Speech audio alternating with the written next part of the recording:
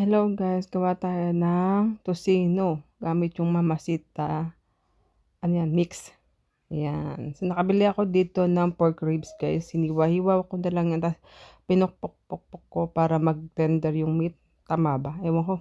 Sabi lang nila.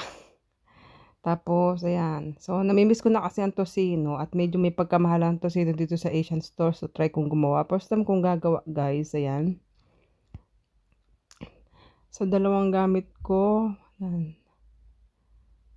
And then, imamasahe ko lang siya ng maigi guys. Tapos, ibabad ko to ng magdamag. Tingnan natin kung maging okay siya. So, gamitan natin ng kamay. Para mas maimasahe natin sa laman ng baboy yung ingredients. Or yung mix ng Mamacita. So, ayan guys. Parang pwede pa siyang dagdagan. So, dagdagan ko pa siya ng meat guys. Ayan. And then, pagkatapos natin imasahe sa ganyan, iset aside muna natin hanggang kinabukasan. So, ito na nga guys. O yan, o diba? Perfect! Successful ang ating homemade tocino. So, yun lang guys. Thank you for watching.